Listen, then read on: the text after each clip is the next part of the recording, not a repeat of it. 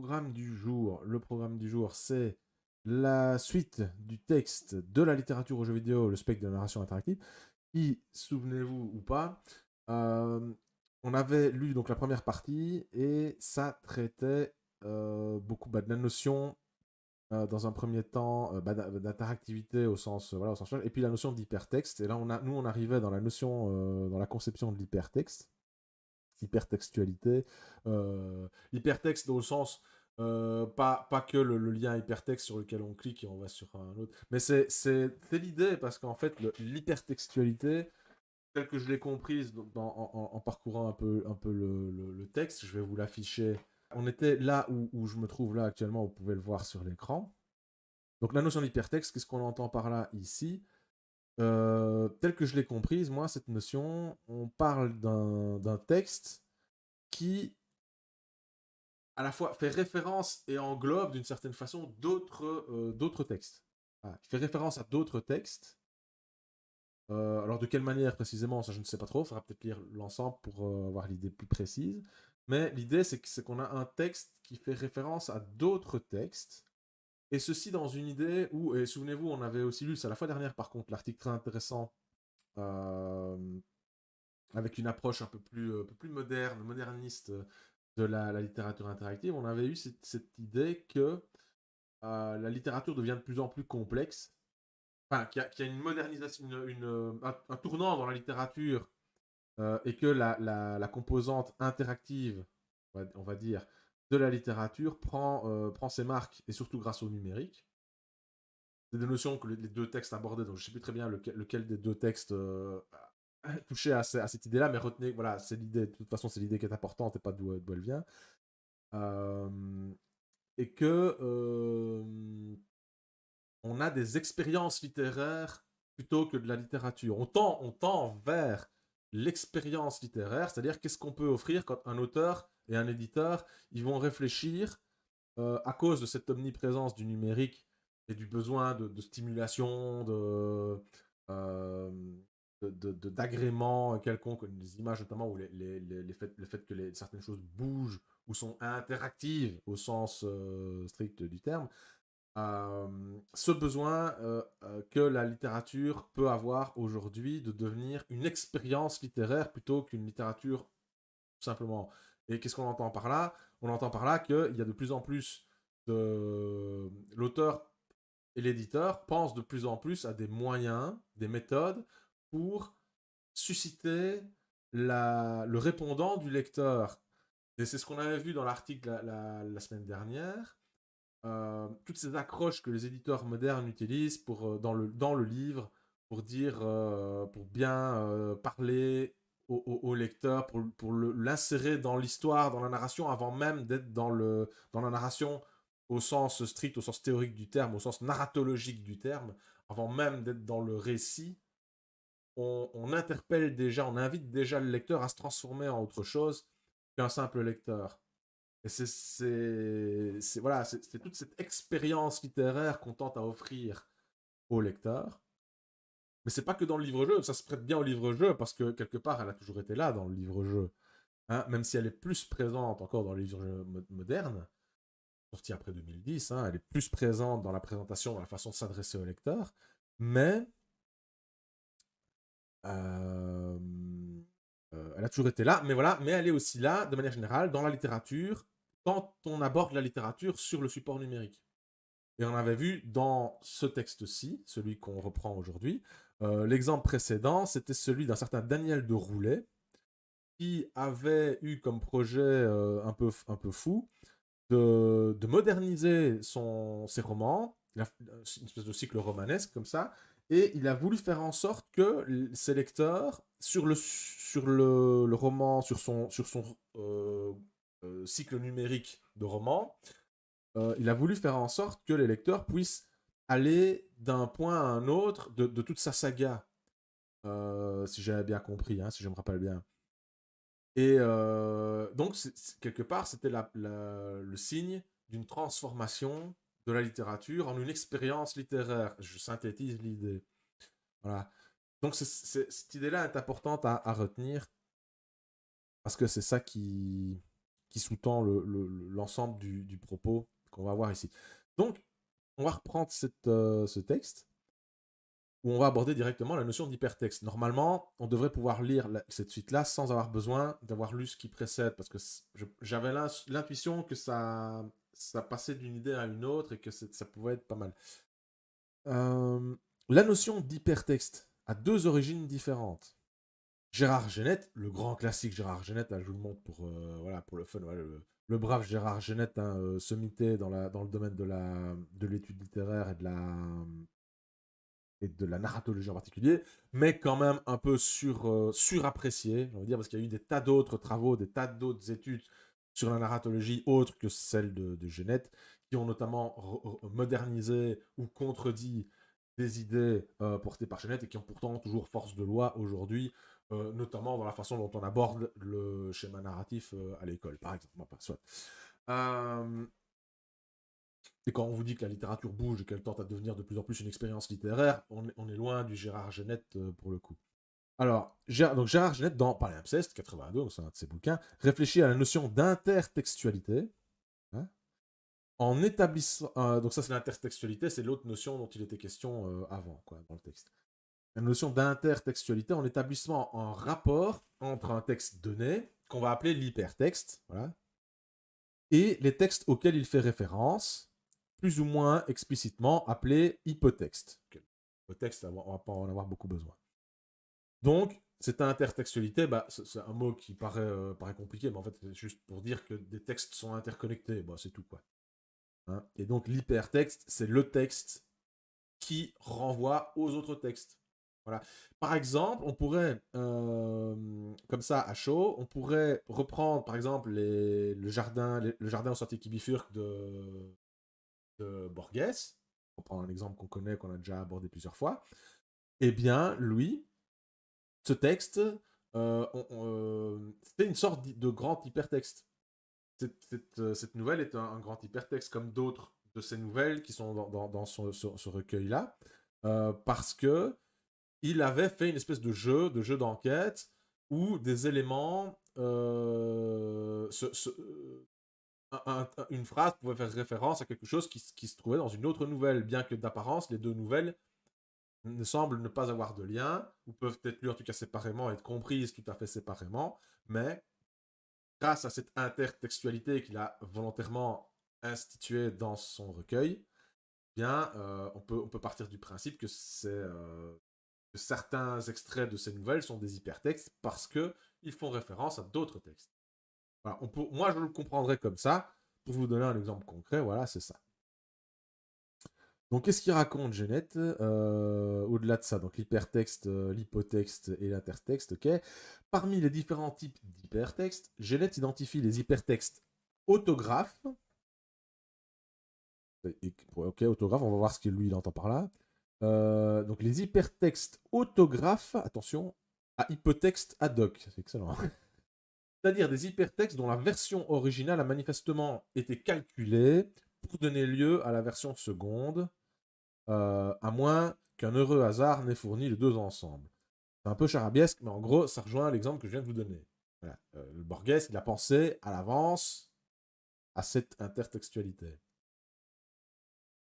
Et il a écrit, chaque texte a été écrit en fonction de l'autre, et il a fait un corpus complet dans cette logique. Voilà, c'est pas juste un texte, et puis 20 ans plus tard, on réécrit un autre texte et on fait des références. Tu vois, c'est pas la même chose. Pas pareil. C'est vraiment un corpus, on va dire, de textes qui se font référence les uns aux autres, ou en tout cas, dont au moins un texte fait référence aux autres. Comme exemple, Genec évoque les 100 000 milliards de poèmes de Queneau, recueil de 10 sonnets dont chaque vers est permutable. Ainsi, le lecteur qui doit manipuler dans un livre les languettes indépendantes, je vous avais montré ça. C'est vraiment des petites languettes cartonnées comme ça qu'on peut bouger. C'est des vers de poésie, hein, donc des sonnets. Et donc, en fait, on construit le poème soi-même.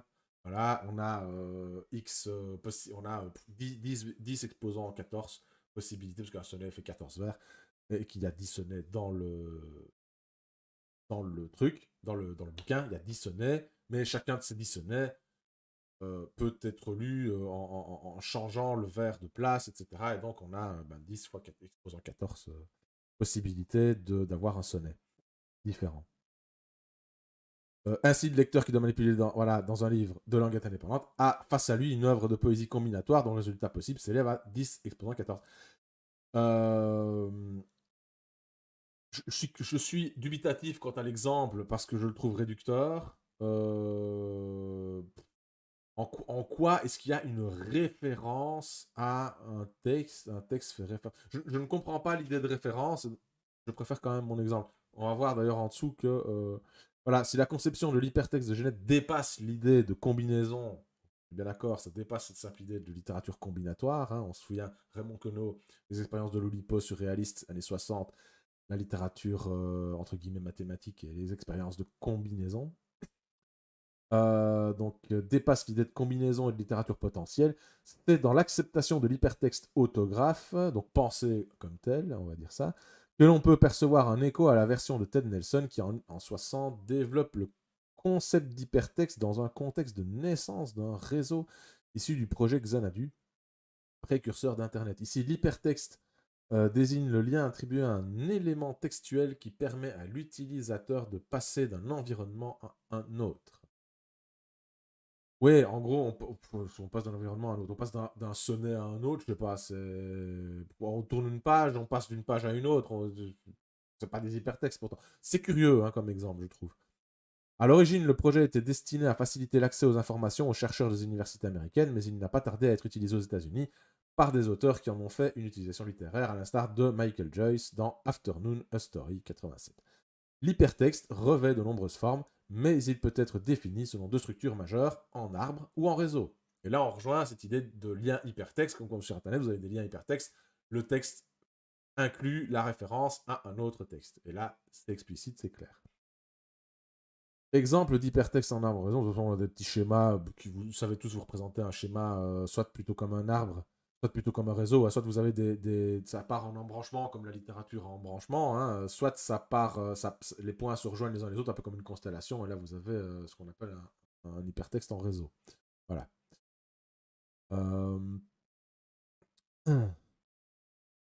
Sur le schéma, la représentation de l'hypertexte en arbre rappelle par sa structure fractale et tripartite le conte à votre façon de Queneau. C'est ce que je disais, la littérature en branchement.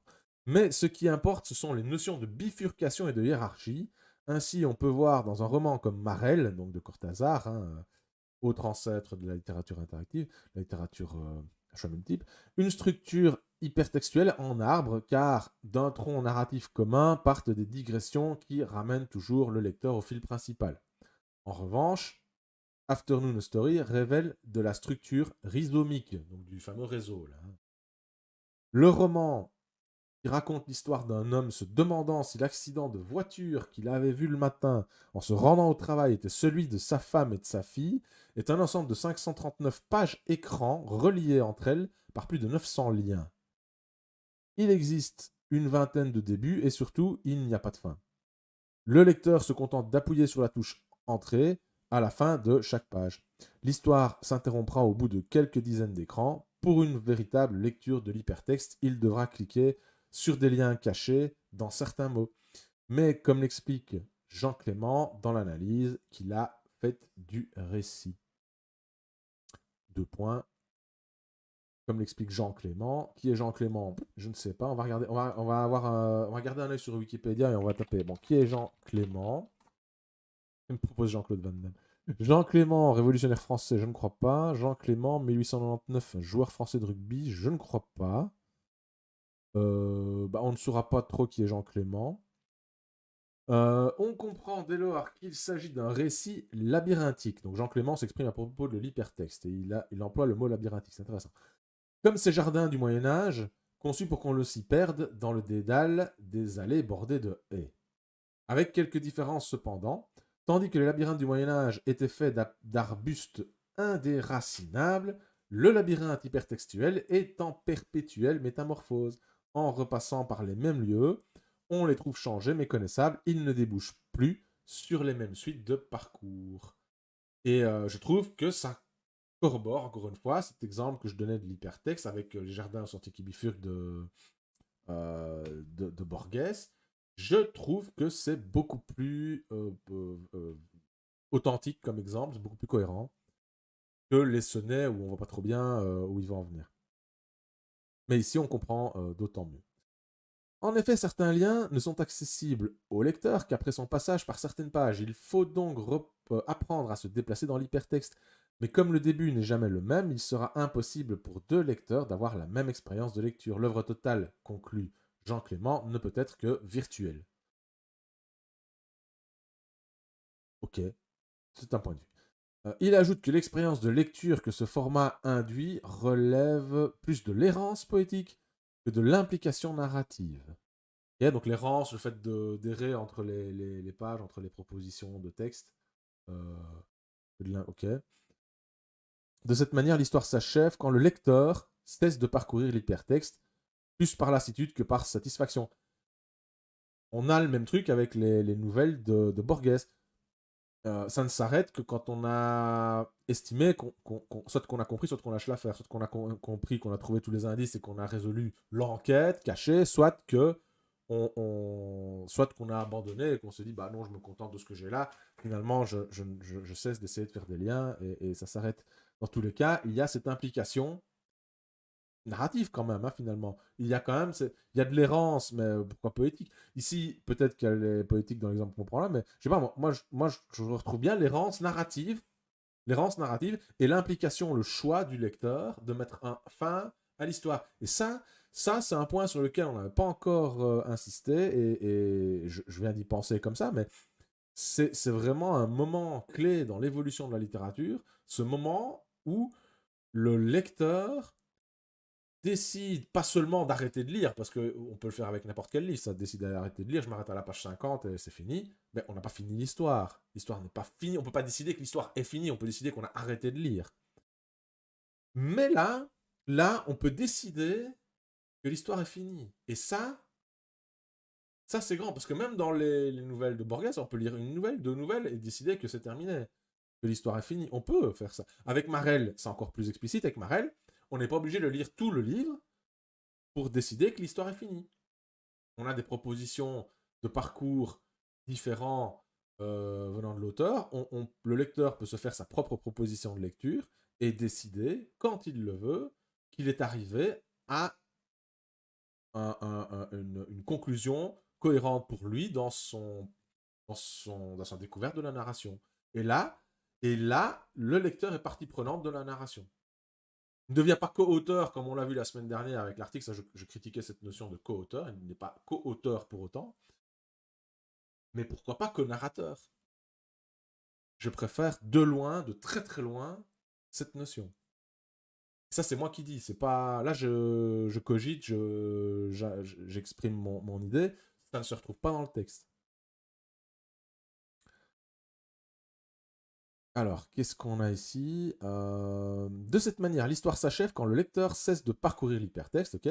Plus par lassitude que par satisfaction. C'est selon René Bourassa le problème des productions d'Eastgate Systems, la maison d'édition d'Afternoon Story, ok? Qui, voulant remettre en question les attentes narratives de leurs lecteurs, finissent par les perdre. On a cette idée de labyrinthe malencontreux. Substituer une déambulation, c'est une citation, substituer une déambulation aveugle agissant par collage aléatoire au processus créateur de l'auteur a toutes les chances de mener à de piètres agencements. Ces fragments se perdent dans la redondance et mènent finalement à l'échec de l'expérience de lecture. Peut-être que cet exemple-là était foireux. Mais moi, ce que je vous dis là, je vous ressors Marel, je vous ressors Borges, c'est des exemples d'errance littéraire tout à fait concluantes. Dès lors, comment faire et non numérique, non virtuel. Dès lors, comment faire pour garder l'attention du lecteur tout en lui offrant une possibilité de co-construction narrative? Nous y voilà, la co-construction narrative. Ce qu'on constate dans chacun des exemples qu'on a vus jusqu'à présent, c'est que le trait dominant et structurant de ces fictions interactives était le temps. Le temps littéraire, le temps narratif, je ne sais pas. Le temps.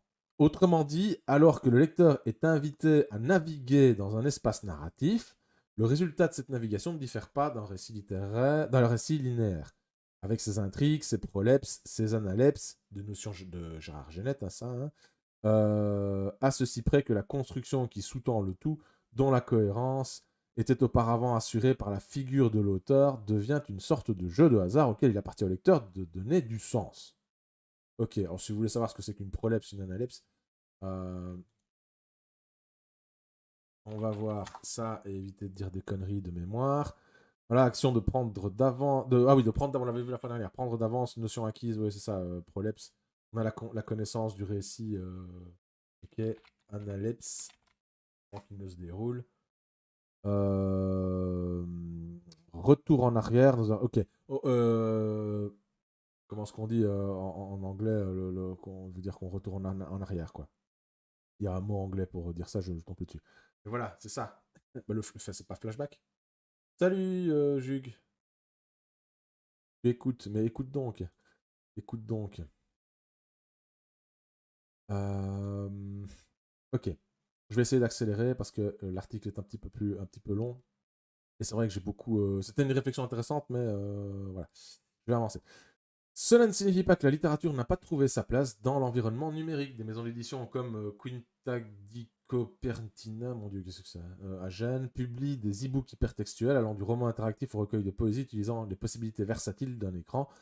Mais de l'avis même de son cofondateur Fabrizio Venerandi, la littérature électronique reste trop souvent cantonnée à une simple transposition de la littérature papier sur écran, sans exploiter les nouvelles possibilités de l'environnement hypertextuel et hypermédiatique, comme quoi, tout simplement, pourquoi à tout prix changer les choses.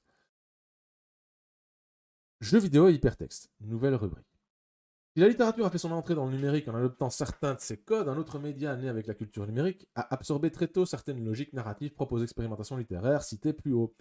Cependant, il a contribué à instaurer un paradigme narratif non plus basé sur le temps, mais sur l'espace. Ajoutons en préambule que la narration dans le jeu vidéo a longtemps été vue par le prisme du débat entre ludologues et narratologues, les premiers reprochant au second de vouloir plaquer la narratologie et les études littéraires sur un objet autre et proposant plutôt. Cette phrase-là me posait problème, c'est la première fois que j'avais lu. Et proposant, donc c'est qui propose? Ce sont voilà, les premiers, donc les ludologues, reprochent aux narratologues de vouloir plaquer la narratologie et les études littéraires sur notre objet, mais ils proposent de fonder de nouveaux outils d'analyse, les ludologues. Ce débat a trouvé un équilibre, voilà, dans les propos de Henry Jenkins, qui préfère voir le game design comme une architecture narrative. Ça ne nous apprend strictement rien sur ce qu'on veut dire, mais on va continuer. Le jeu textuel est la systématisation du schéma actantiel. Souvenez-vous du schéma actantiel, mais si vous connaissez. Vous connaissez le schéma, vous savez ce que c'est que le schéma actantiel. Souvenez-vous. Voilà. Voilà, ça vous dit quelque chose, ça? Destinateur, émetteur, adjuvant, opposant, destinataire, objet. Ok? Voilà. Le schéma, une forme de schéma narratif, schéma actantiel, schéma de l'action.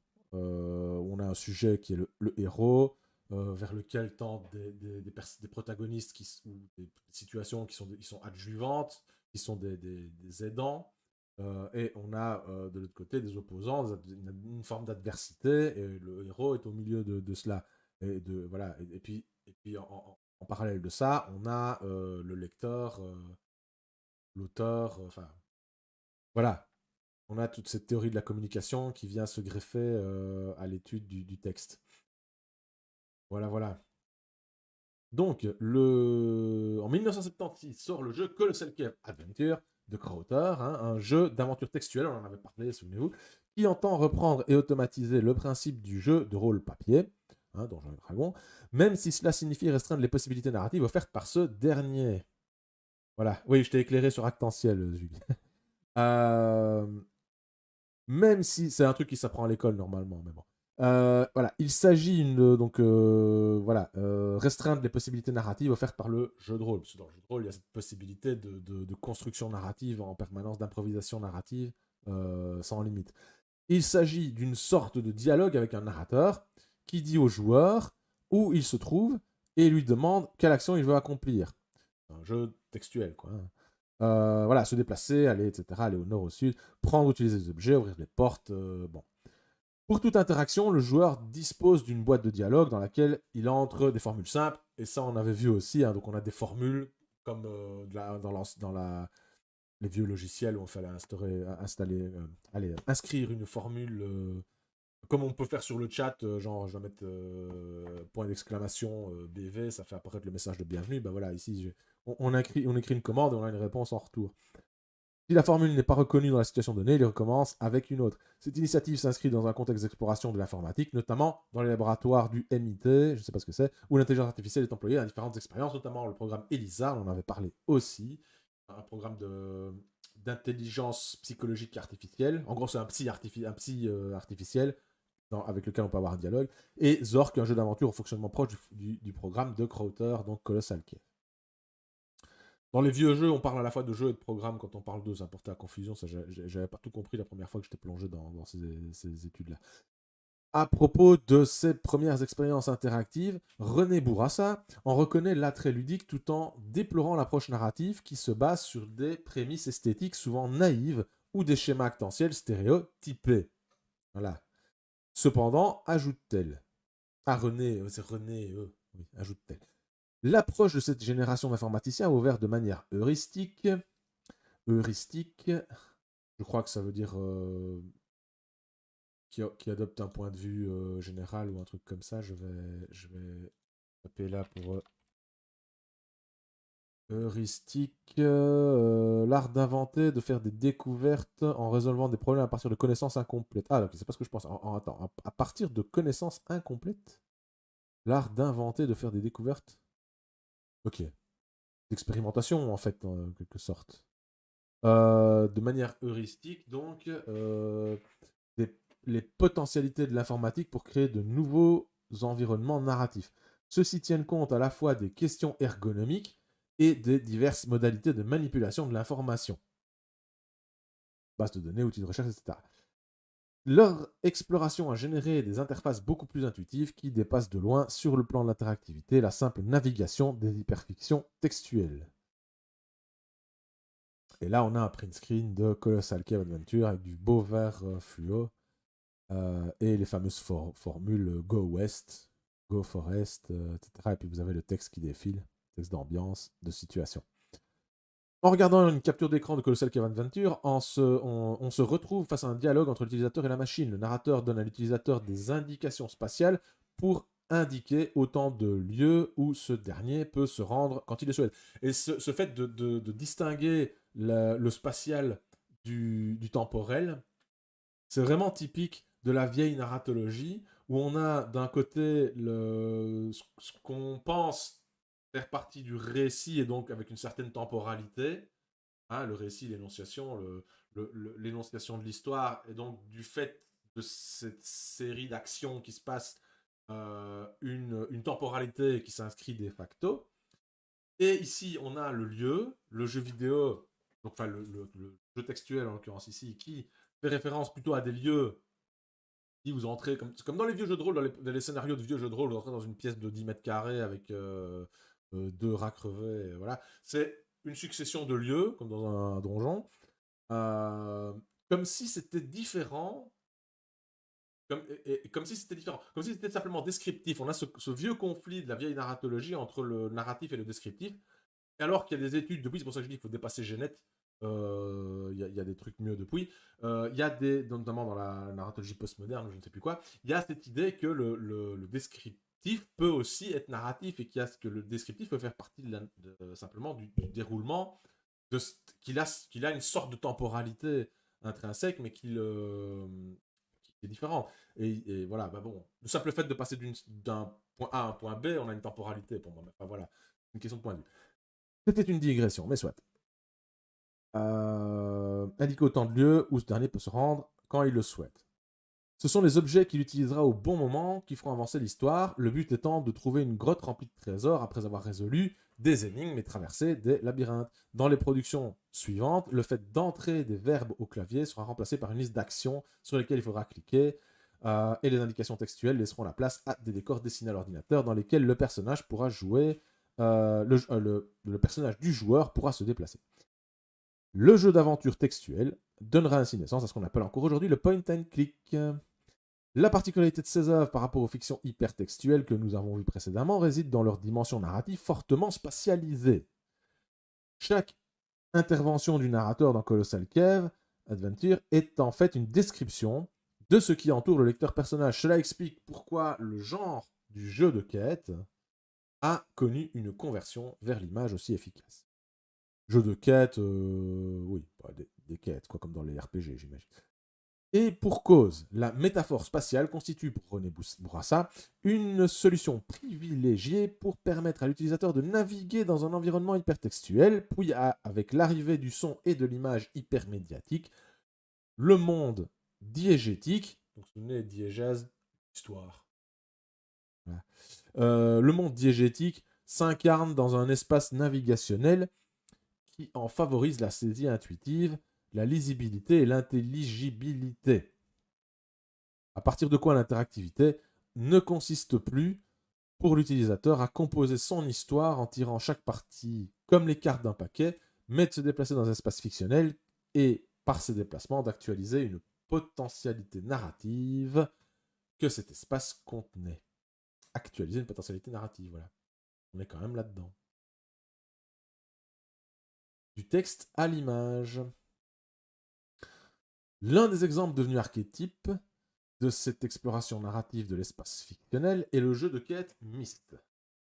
Voilà, 93. Un jeu d'exploration en vue subjective dans un univers fantastique représenté aux joueurs par des images fixes.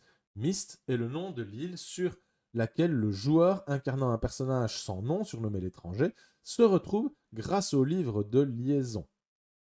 Donc c'est vraiment un terme du jeu, le livre de liaison, qui permet de passer d'un monde à un autre. Si le jeu a marqué les esprits à sa sortie et qu'il est toujours cité aujourd'hui comme un classique, c'est tout d'abord pour l'aspect visuel qui, pour le début des années 90, était impressionnant de réalisme, mais aussi parce qu'il a su montrer au grand public que le jeu vidéo était capable de produire plus que les jeux de tir ou de plateforme, donnant naissance à un genre de jeu moins axé sur la performance et plus sur la contemplation et la réflexion. Je vous montre peut-être, on va peut-être se regarder quelques images de Myst.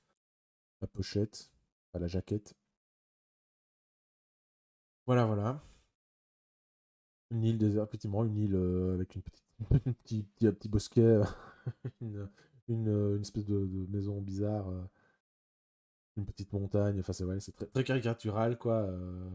On dirait qu'il y a un temple grec, là, un peu. Voilà.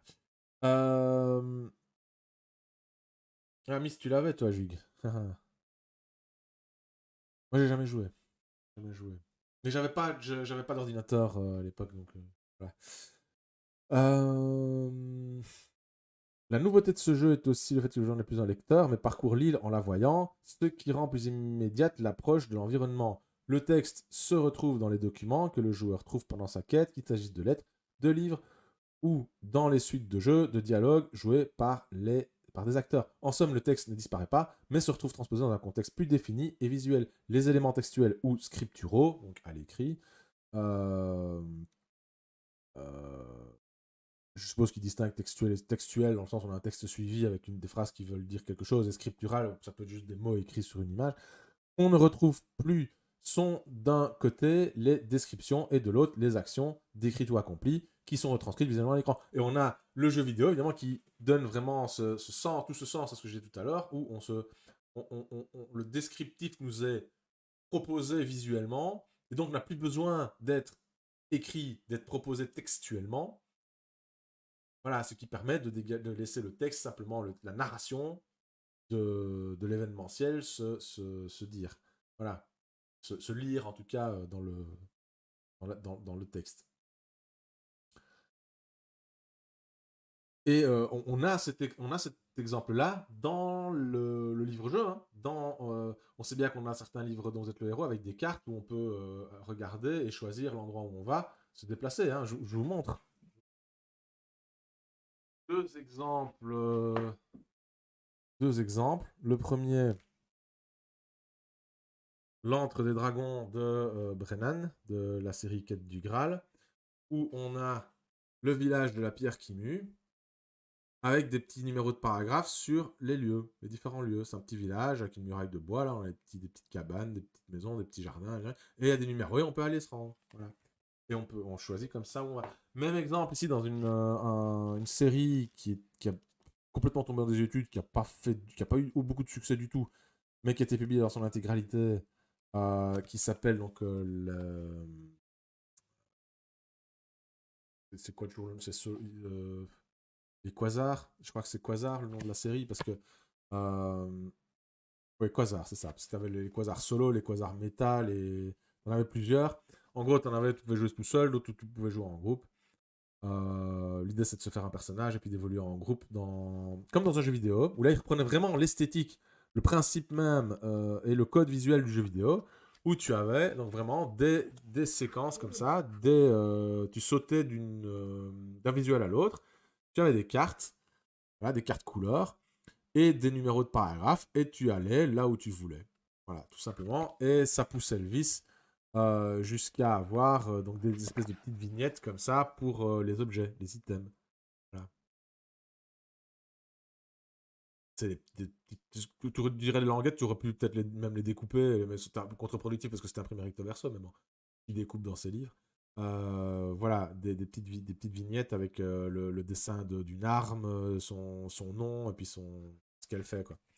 Voilà, on sentait que les années 90, c'était le démarrage en force des jeux vidéo et les auteurs et les éditeurs savaient bien qu'ils allaient perdre des parts de marché. Ils essayaient, à mon avis, de se mettre au goût du jour, de moderniser la littérature, de donner une expérience littéraire. Vous voyez, on fait le raccord avec ce qu'on disait au début.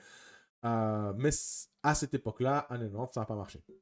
Ça n'a pas marché. Voilà. Ça n'a pas marché. Alors, qu'est-ce que tu nous dis, Jug? Le fameux village avec la maison où on trépassait ça. J'aime bien lorsqu'on a des cartes, ça facilite l'immersion en tant que lecteur. Oui, bah oui, je suis d'accord. Je suis d'accord. Retranscrit visuellement. Alors, l'évolution du jeu vidéo allant de pair avec l'évolution de technologie. Les environnements fictionnels virtuels sont devenus de plus en plus convaincants de réalisme.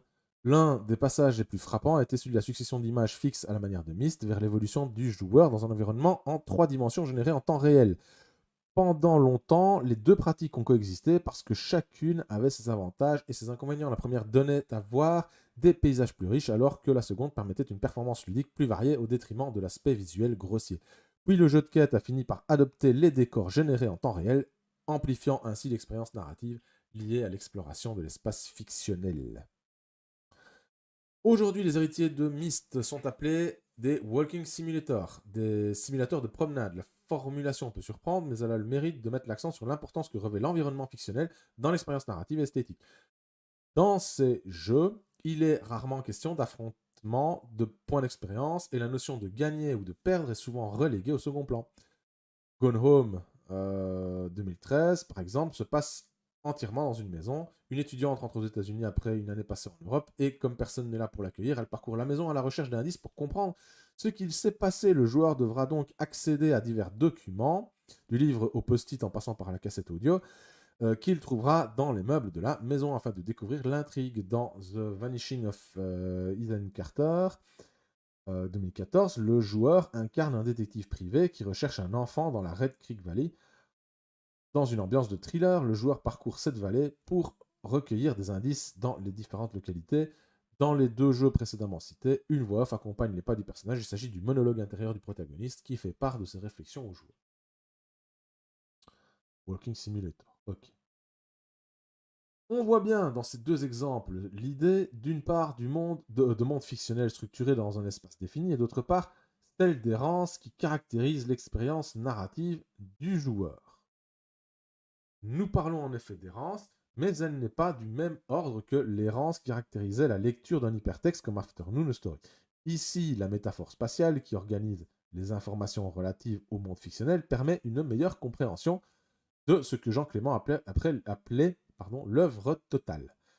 Certes, il est impossible d'englober d'un regard toute l'œuvre, mais la vue de la maison dans Gone Home ou le panorama de Red Creek Valley dans machin truc permettent aux joueurs d'avoir une vision cohérente de l'univers diégétique dont ils s'apprêtent à examiner les détails.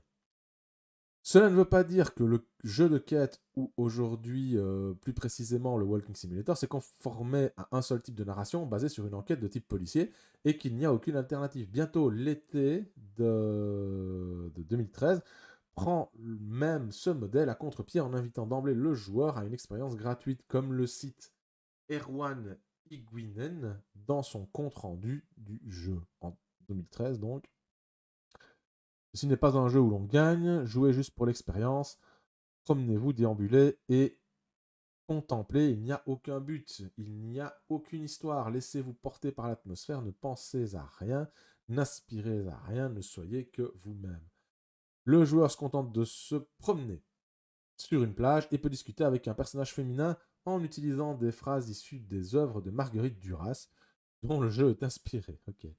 De cette manière, les développeurs évacuent définitivement les codes habituels du jeu vidéo, voire du jeu en général, ni Ludus, jeu en latin, composante ludique du jeu lui-même, si ce n'est les règles du monde fictionnel et les limites d'action qu'il impose aux joueurs, ni Paidia, ça c'est les éléments de théorie de Roger Caillois, si je ne dis pas de bêtises, sur la théorie du jeu, car le joueur n'est pas porté par une quelconque pulsion ludique. Donc la Paidia, il dit là, on reprend ces notions à Roger Caillois. Je m'applaudis. On reprend ces notions à Roger Caillois dans son essai Les jeux et les hommes. Et ce serait c'eût été sympa de se rappeler ce que c'était que la Paidia. Les jeux et les hommes. Paidia, les règles sont inséparables du jeu sitôt que celui-ci acquiert une existence institutionnelle. Néanmoins, le jeu trouve ses origines dans une forme de liberté que l'auteur nomme Paidia. Une forme de liberté, ok. Il s'agit de l'improvisation et de la capacité d'un individu à jouer sans contrainte. Le jeu qui implique la Paidia n'a généralement pas de nom. Ok. Et le Ludus, c'est l'extension. Il s'agit de la stabilisation des règles et de l'instauration d'une convention. Ok, ça va plus loin que ce que je croyais. Dans le Ludus s'exprime notamment grâce. On s'en fout. Donc c'est la stabilisation des règles, l'instauration d'une convention. Ok, donc en fait, c'est comme une partie de jeu de rôle. Quand les joueurs sont pas d'accord avec une règle, on dialogue et voilà, on part. On est dans la Paidia et on arrive au Ludus après que tout le monde se soit mis d'accord. Ok. C'est du jargonnage. Hein. Ludus en latin, c'est le jeu, quoi. Euh, le jeu, mais le jeu dans le sens spectacle, amusement. Hein. C'est comme les jeux du cirque, par exemple. Faudra voir. Euh, le joueur, donc, qui en partait d'où de cette manière, les développeurs évacuent définitivement les codes habituels du jeu vidéo, voire du jeu en général. C'est pour ça qu'on repart à la notion de Ludus et de Paidia. Il n'y a pas de Ludus, donc il n'y a pas de consensus. Il n'y a pas de Paidia, donc il n'y a pas de discussion sur les règles. Car le joueur n'est pas porté par une quelconque pulsion ludique, mais au contraire est invité à prendre une posture contemplative. Ok, donc on dit, en gros, on dit que c'est plus un joueur, mais un spectateur, quoi. Un spectateur actif. Ok. Spectre ou limite. À partir de là, il nous faut poser la question de ce qui différencie ces deux médias. Maintenant que l'environnement dans lequel ils se trouvent a contribué à brouiller la distinction claire qui les séparait, en d'autres termes, qu'est-ce qui distingue la littérature numérique expérimentale du jeu vidéo narratif? Ok. Exemples qu'on a eu tout au début, aux exemples qu'on a eu plus tard, qu'est-ce qui les distingue? Je fais un coup d'œil dans le Discord pour voir que personne n'est là. Encore, c'est normal. Avec Smarties qui arrive un peu plus tard maintenant, c'est normal. Une affaire de forme. La première réponse qui nous vient à l'esprit réside dans le constat d'une différence formelle, donc de forme, entre les deux. Alors que le jeu vidéo est quelque chose que l'on regarde, comme son nom l'indique, la littérature reste liée à son aspect scriptural, donc écrit, et son interacteur est avant tout un lecteur. Dans ce cas, la littérature produirait un discours uniquement par l'intermédiaire de la parole écrite, là où le jeu vidéo emploierait différentes formes médiatiques. On a le contre-exemple de celui-là, par exemple, où on a du visuel, aussi bien du visuel que de l'écrit.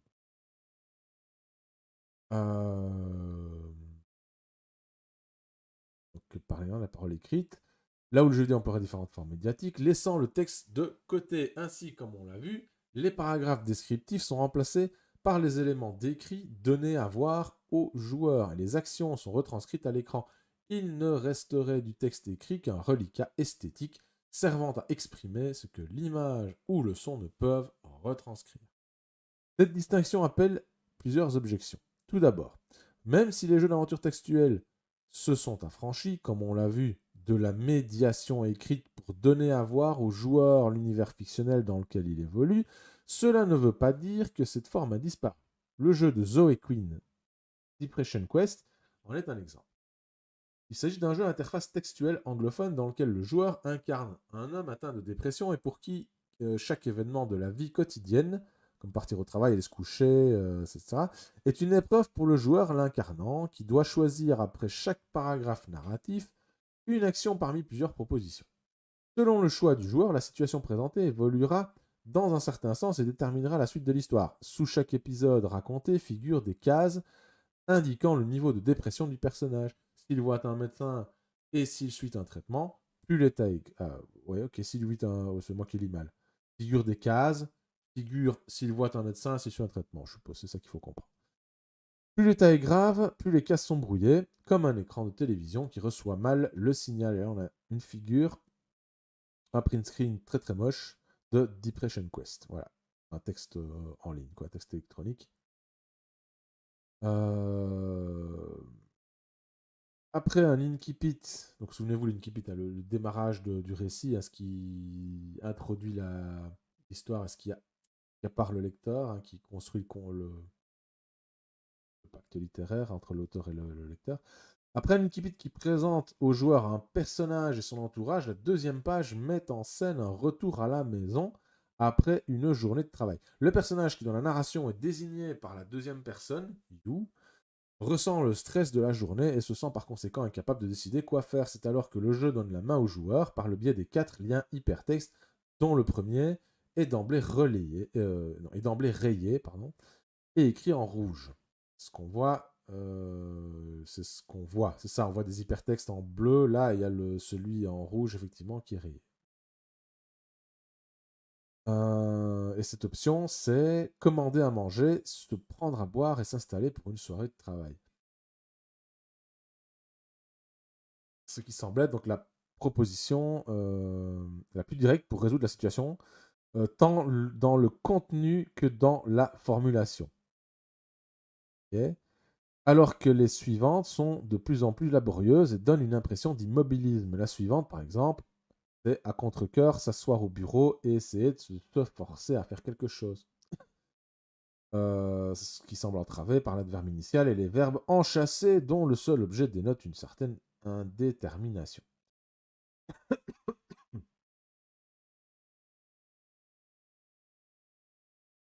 En fait, cette première série de choix,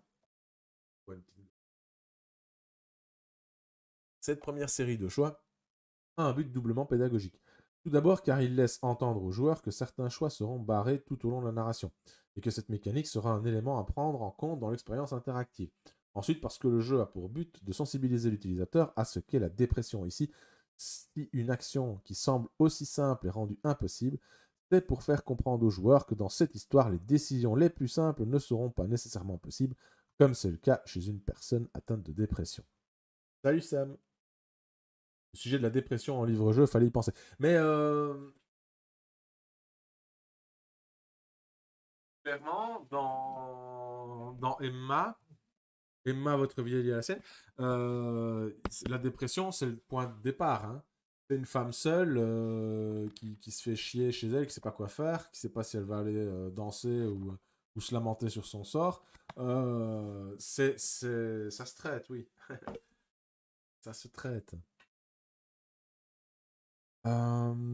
Il faut ajouter que le jeu de Zoe Quinn donc, a reçu un accueil mitigé de la part de la communauté des joueurs. Nous laisserons de côté l'affaire du Gamergate, c'est que ça, nom donné à un scandale lié à une possible collusion entre les médias spécialisés et les éditeurs de jeux vidéo, qui a surtout été le lieu d'attaques misogynes et sexistes envers certains certaines développeuses et journalistes, parmi lesquelles entre autres Zoe Quinn et Anita Sarkeesian. Ok. Ok. Pour nous concentrer sur le fait qu'il est discutable de considérer cette œuvre comme un véritable jeu. Bah oui, on en est sur cette discussion. Est-ce que c'est du jeu? Est-ce que c'est est-ce que c'est du jeu? Est-ce que c'est un jeu? Est-ce que c'est un livre? Avec cette idée d'objet aussi en tête. Est-ce que c'est une expérience de jeu ou est-ce que c'est une expérience littéraire? On a cette idée. Je renversais de la flotte sur mon bureau. C'est génial. On a cette idée. On a ce débat. Constamment, donc voilà. Euh, Ça se rapproche plus, donc l'hypertexte de Zoe Quinn se rapproche plus rapproche plus le jeu du serious game, ok, donc le jeu sérieux, dont la nature de jeu est constamment remise en question. Par exemple, lors de cette discussion entre Geoffrey Rockwell et Kevin Clue, pas les steaks. Euh, Comme exemple, qu'est-ce qu'on pourrait prendre comme exemple? Les jeux de rôle professionnels. Les jeux de rôle qu'on fait le team building et tout ça. Est-ce que ce sont des jeux? Ou est-ce que c'est un outil de construction professionnelle quelconque? Outil qu'on avait vu en lisant Raphaël Lucas, on avait vu que c'était le genre de choses qui préexistait à Donjons et Dragons. On avait vu ça. Préexistait à Donjons et Dragons. On avait déjà le jeu de rôle en psychologie, de toute façon, hein, déjà depuis les années 20. Mais grâce à. Ouais, on avait aussi apparemment déjà du jeu de rôle en entreprise. Mais la question qu'on se pose ici regarde la nature de cette création. En quoi est-ce plus un jeu vidéo qu'un texte littéraire? Depression Quest est disponible gratuitement sur Internet, mais il peut être téléchargé à foutre sur Steam, ok, ouais. Je zappe des trucs parce qu'il y a des machins qui ne sont pas utiles à notre propos. Je jette un œil au Discord pour... Ah bah voilà, tout le monde est là. Donc je vais... Ah bah salut Smarties, je l'ai pas vu sur le chat. Bah oui, on avait dit, et c'est vrai, qu'Emma, ça aurait été sympa de le faire. Bah oui, bah oui. J'aurais bien voulu aussi. Euh, la seconde objection, bon, jusqu'où on va? Bah, on va aller jusqu'à la fin du chapitre, hein. Malheureusement, on n'aura pas l'occasion de lire tout le texte. C'est un long texte, quand même, faut l'admettre. Il me reste 2 paragraphes avant la fin du chapitre. Je vais aller jusqu'à là. La seconde objection est que la notion de texte d'écriture peut s'appliquer aux jeux vidéo, quelle qu'en soit sa forme. Pour reprendre le mot de Yann Bogost, le jeu vidéo est un artefact procédural, encore un charabia. C'est-à-dire un objet qui contient dans son code toutes les interactions qui peuvent avoir lieu. Ce code n'est composé que de texte, bien qu'informatique, si bien que Jean-Paul Fourmentreau, à l'occasion d'un colloque sur les formes audiovisuelles connectées, faisait remarquer que la création numérique relevant essentiellement d'un art de la programmation, citation, rapproche l'image d'une culture de l'écrit. Oui. Marie-Laure Ryan effectue d'ailleurs le cheminement inverse lorsqu'elle désigne la littérature comme une forme de réalité virtuelle. La notion de texte est donc brouillée par ces nouveaux systèmes de signification à tel point que René Bourassa propose, à la suite de Michel Fayol et de Bidule Schmutz, tend à considérer jeu, récit, littérature comme les traductions d'une structure cognitive commune qui gère l'action du sujet au sein d'un environnement comme la mise en récit du monde. Ok. Considérer jeu, récit, littérature comme les traductions d'une structure cognitive commune qui gère l'action du sujet au sein d'un environnement. Ok.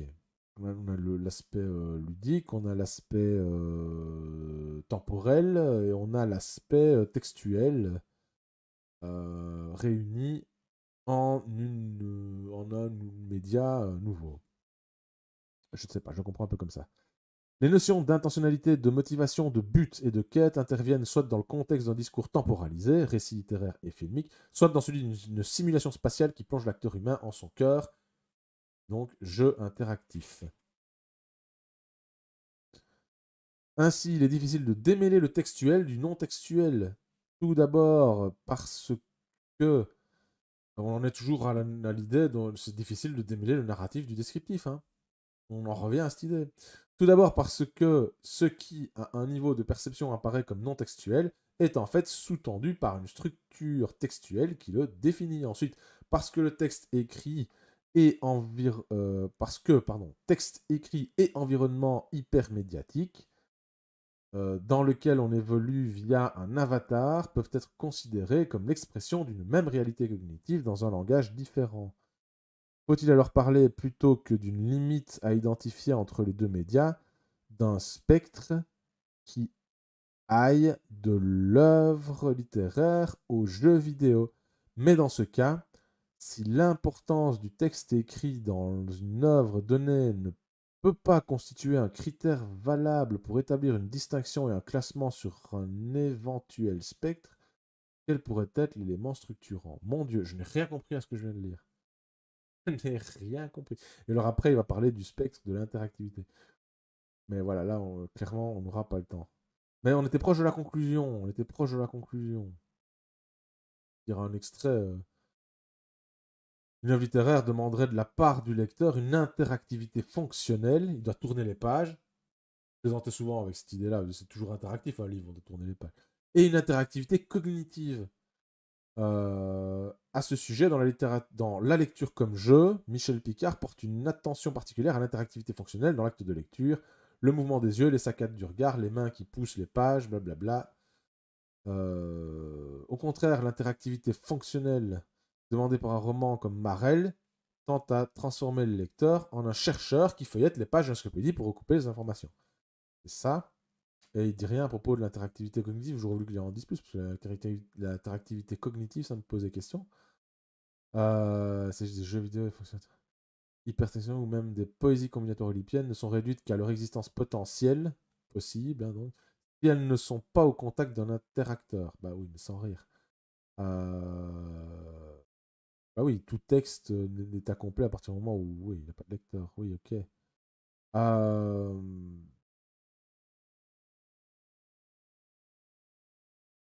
Possible de jauger ces trois. Bref, un petit passage de la conclusion, comme ça on pourra dire qu'on a fini. Salut Renan. Nous avons tenté de montrer dans cet article que la frontière qui sépare littérature et jeux vidéo n'est pas aussi nette qu'on le pensait.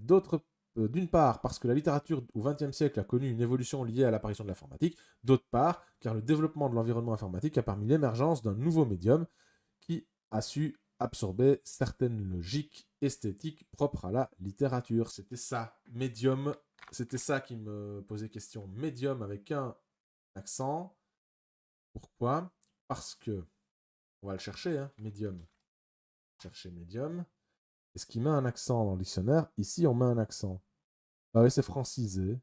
Ça me pose des questions, pourquoi? Parce que il y a deux écoles, hein. Soit on parle d'un média, un média, M-E accent, et puis diable, média, et des médias avec un S, et on préserve l'accent, là c'est sûr.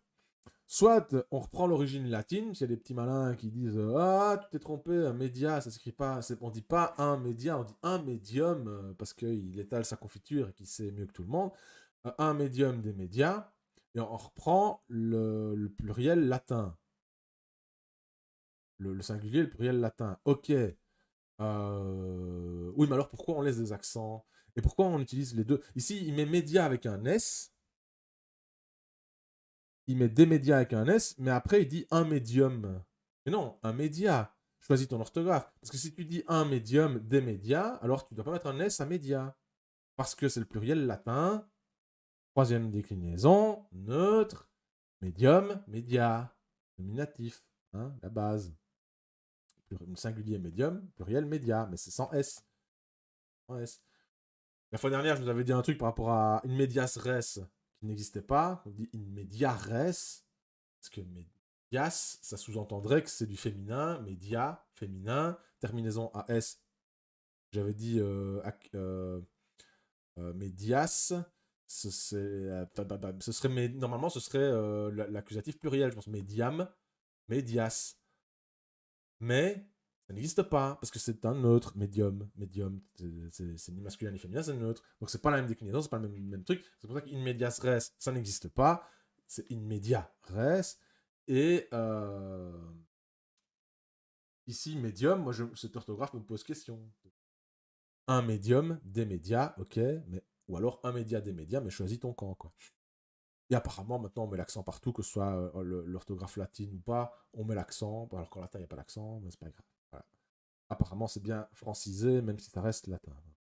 C'est curieux. Je voulais lire un ou deux paragraphes de la conclusion pour dire qu'on termine quand même avec ça, en beauté, quoi. C'est quand même la fin des streams, donc on va quand même aller jusqu'au bout. Euh, Donc, qu'est-ce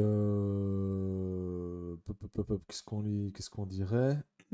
Que ouais, ça a muté, la littérature a muté, interconnexion avec le jeu vidéo et la littérature. Cette classification, c'est exception, euh, l'apparition, donc un mec, comme, ouais, il parle de l'apparition d'une littérature non scripturale, donc en fait une littérature où il n'y a pas que de l'écrit. On a l'exemple des jeux vidéo, des jeux textuels, etc. Mais on a aussi l'exemple que je vous montrais là avec les cartes, hein, ça, c'est un, il me semble quand même qu'on est bien dans l'exemple de la littérature non scripturale, puisque pour profiter pleinement de l'ensemble narratif qui est proposé, on doit se référer à des images. Donc, on a quand même une forme de littérature non, ou en tout cas partiellement textuelle et en partie, enfin partiellement scripturale et en partie visuelle.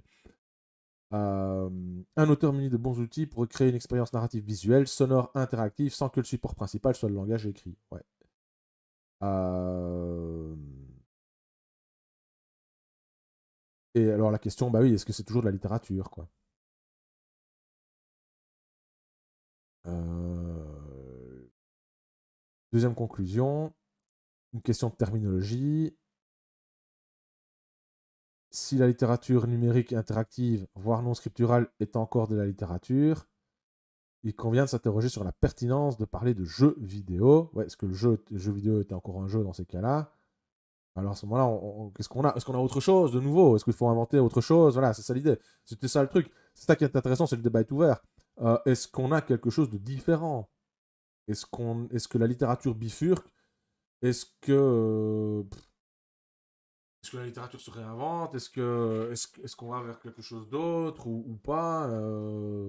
Ouais, ouais, ça vaut la peine d'être questionné, mais j'ai bien peur qu'on soit encore dans le questionnement permanent avec ça et qu'on n'en ait pas le fin mot avant un siècle, quoi. Enfin, cette étude nous confirme que l'émergence d'un nouveau médium provoque toujours une crise parmi les médias existants. Ouais, il le fait, médium, média, avec S. Lesquels passent ainsi par un processus de redéfinition, comme c'était le cas par exemple du théâtre face à l'arrivée du cinéma. Voilà. Sans parler d'une nouvelle chance offerte à l'éditeur. Je sais pas, quand le cinéma est apparu, est-ce qu'on s'est posé la question est-ce que c'est du théâtre? Je pense pas. Je sais pas. Mais bon. Euh, Étudier le jeu vidéo et son rapport à la littérature nous permettrait de comprendre comment la littérature a su se redéfinir et se réaffirmer en réaction à l'arrivée de ce nouveau paradigme. Et on voit que c'était question la semaine dernière aussi dans l'article scientifique que vous avez lu de Laurent Bozard. On voit que c'était également questionné aussi. Mais on voit qu'on tourne autour du truc. Hein, Raphaël Lucas, pareil, il reparle des fondements historiques, des recoupements historiques entre le jeu de rôle, jeu vidéo, littérature en branchement, mais on tourne autour de quelque chose. On mettra le doigt un jour, on finira par mettre le doigt, mais on est en train de vivre toujours aujourd'hui des transformations de ça. On n'a toujours pas assez de recul, je pense, face à l'apparition du numérique, pour vraiment poser un diagnostic scientifique sur qu'est-ce qu'on a, est-ce qu'on a quelque chose de nouveau, est-ce qu'on a la littérature, est-ce qu'on a du jeu, est-ce qu'on a un truc différent, est-ce que voilà, c'est des débats qui peuvent rester longtemps, sans fin, surtout quand les différents chercheurs, les différents spécialistes des différentes disciplines s'ignorent, comme les ludologues, les narratologues. Voilà, surtout dans ces cas-là, ça peut durer longtemps. Et c'est comme ça qu'on arrive avec des constats où Gérard Genette a toujours force de loi dans l'étude littéraire aujourd'hui, alors qu'en fait, l'eau a coulé sous les ponts et il y a des tas d'autres études bien plus intéressantes que les siennes. En plus, le gars, c'est loin d'avoir pondu un. C'est loin d'être l'essentiel de son œuvre, Gérard Genette, de la narratologie. Il a pondu un bouquin qui a fait force de loi pendant un demi-siècle, et c'est bon, quoi. Mais Mais bon, soit c'est pour dire que c'est bien que les spécialistes des différentes branches se parlent, que des spécialistes du jeu vidéo aillent chercher des spécialistes de la littérature, de la narratologie, et aillent chercher des spécialistes du jeu de manière générale, du jeu de rôle, du livre dont vous êtes le héros, et qu'on discute, qu'on fasse une table ronde là-dessus, sur qu'est-ce que c'est, qu'est-ce qu'on a, de quoi est-on fan là. Voilà. Et pourquoi pas des spécialistes du labyrinthe, tant qu'on y est. Voilà. Il faut mettre tout ce monde-là autour d'une table. Et je regrette de ne pas avoir fait durer la chaîne assez longtemps que pour pouvoir le faire. Voilà. Mais ça aurait été vraiment chouette. Et je tends la perche à tout intervenant médiatique qui souhaiterait faire ce genre d'exercice et faire avancer le débat sur toutes ces questions qui nous occupent et qui nous passionnent. Voilà. J'ai terminé mon intro. J'espère que cela vous a passionné autant que moi. J'ai trouvé vraiment très riche en réflexion. Comme quoi, j'essaye toujours que le texte que je suis en train de lire soit porteur de réflexion, de débat, de questionnement, et pas seulement un texte lu, parce que vous pouvez le lire tout seul dans votre coin. J'essaye de faire vivre la lecture et de la transformer en une réflexion qu'on puisse partager. Voilà. Merci toutes et tous et à toutes de m'avoir suivi dans cette petite intro. Vous pouvez retrouver ce texte et d'autres dans Open Edition, journalsopenedition.org. Je vous mets... l'URL, elle est là, elle est en bas du chat. Je vous la remets dans le vrai chat. Je vous la remets. Comme ça, voilà, vous avez accès direct. Pourquoi est-ce qu'il ne me met pas le chat? Il est méchant avec moi. Voilà, là, comme ça. Là, vous pouvez taper certains mots-clés, peut-être que vous allez tomber sur des articles sur le livre-jeu ou sur la littérature interactive, il y a des trucs. Voilà. Quel sera le dernier texte étudié la semaine prochaine? Il n'y aura pas de texte, ce ne sera pas un texte la semaine prochaine, donc on va clôturer le sujet des sites web sur les livres dont vous êtes les héros. Je vais remontrer ceux que j'avais pas pu montrer la fois dernière parce qu'il y avait des plantages, que les sites n'étaient pas apparents, etc. Donc, voilà, pour leur rendre hommage. Et puis, je vais surtout explorer les éditeurs de livres dont vous êtes les héros. Les plus connus, on les avait déjà vus, mais il reste tout un tas d'autres éditeurs. Et je voulais essayer de voir un peu comment ils mettent ces collections-là en avant, comment ils en parlent, comment ils les présentent, quelle place elles occupent dans leur catalogue. Et en même temps, en parler, voir, montrer les objets qui sont derrière moi, parce que j'en ai quand même pas mal. Donc voilà. Paragraphe14.com. C'est quoi? J'ai loupé la blague. Ah oui, non, c'est parce qu'on me tag. Paragraphe 14, ça ne se voit pas sur la retransmission. On me tag et puis on met .com. Oui. Mais voilà. Très riche. Si c'était trop pour vous, écoutez le replay quand je le mettrai sur YouTube et faites des commentaires. On pourra continuer à discuter. C'est pas parce que j'arrête les streams que je vais arrêter de penser, de m'intéresser au sujet. Donc, pourquoi pas, au hasard de commentaires sur les vidéos, pourquoi pas continuer à discuter sur certains sujets.